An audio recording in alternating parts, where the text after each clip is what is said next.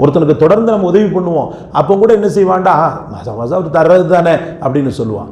ஒரு பசியுடைய கோரத்தில் இருக்கக்கூடியவன், நலிந்த நிலையில கடுமையான கஷ்டத்திற்கு ஆட்பட்டவனுக்கு ஒரு நேரத்தில் நீங்க உதவி பண்ணி அவன் உங்களை ஒரு ஏக்க பார்வை பார்ப்பான் பாருங்க, அந்த பார்வை தான் துவா.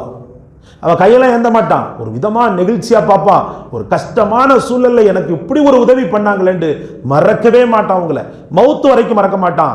அதே போல ஒரு சூழலுக்கு இந்த சஹாபாக்கள் தள்ளப்பட்டாங்க. அபுல் ஆஸ அல்லாஹு அக்பர் எப்படி புகழ்ந்தாங்க தெரியுமா? அல்லாஹ் அக்பர், அவ்வளவு பெரும் துவா.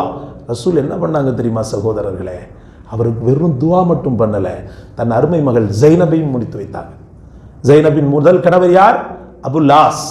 அந்த அபுல்லாஸ் மரணம் அடைந்த பிறகுதான் உஸ்மான் ரலியல்லாஹு அவர்களுக்கு திருமணம் செய்து கொடுக்கப்பட்டாங்க. ஜைனப் ரலியல்லாஹு அன்ஹா தன் மருமகனாக ஆக்கி சொன்னாங்க, அன்த அஸதுல்லாஹ், நீ அல்லாஹ்வின் சிங்கம் என்று சொன்னாங்க. ரெண்டு பேர்